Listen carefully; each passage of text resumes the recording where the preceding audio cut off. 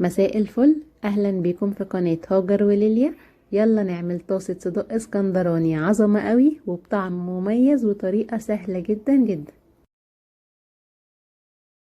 هنحتاج صدق بلدي، اهم حاجة في الصدق تكونوا بتجيبوه من مكان مضمون عشان يكون طعمه كويس، وبصل متقطع جوليان، وطماطم متقطعة قطع صغيرة، وفلفل كوبي وفلفل الوان، فصين توم مفروم ناعم، معلقة كبيرة من معجون الطماطم، وملح وفلفل اسود. وخلي بالكم احنا مش بنحط على الصدق اي توابل لان هو اصلا بيكون فيه توابل. في طاسة على النار هننزل بقطع الصدق من غير ما نحط فيها اي مادة دهنية، ويفضل تكون الطاسة ما بتلزقش.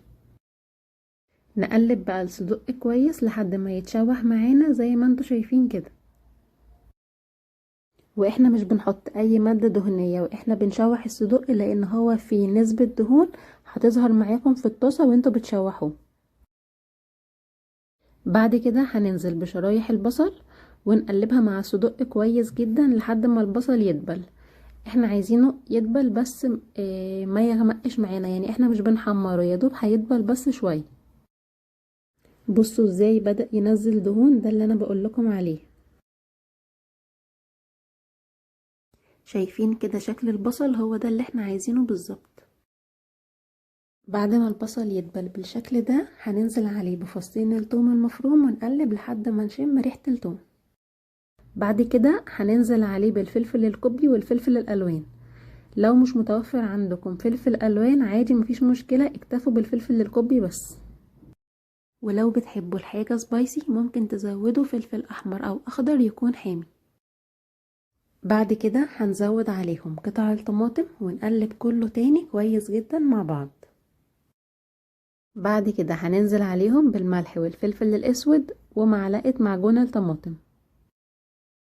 انا سايبه لكم المقادير كلها بالظبط في الديسكريبشن بوكس، ما تنسوش تبصوا عليه. هنقلب كله كويس جدا مع بعض وهنغطيه 5 دقايق على نار متوسطة. شايفين الجمال؟ شكل الطاسة بجد يجوع جدا. بصوا بقى فيه صوص ازاي، مع ان احنا ما ضفناش اي مية خالص ولا اي مادة دهنية، بس الخضار بدأ ينزل المية بتاعته، والصدق برضو نزلت منه نسبة من الدهون، عشان كده زي ما قلت لكم مش بنحط اي مادة دهنية. شكله حلو جدا جدا وريحته بجد تجنن. ممكن تعملوا معاه مكرونة وممكن سندوتشات مع بطاطس وسلطة، هيبقى حلو جدا جدا. هستنى رأيكم في الكومنتات لما تجربوه. وبكده نكون خلصنا وصفة النهاردة، عملنا أحلى صدق اسكندراني. لو عجبكم الفيديو ما تنسوش اللايك والشير وسبسكرايب وتفعلوا كمان الجرس عشان يوصل لكم كل الفيديوهات الجديدة. شكرا جدا ليكم وألف هنا على قلبكم.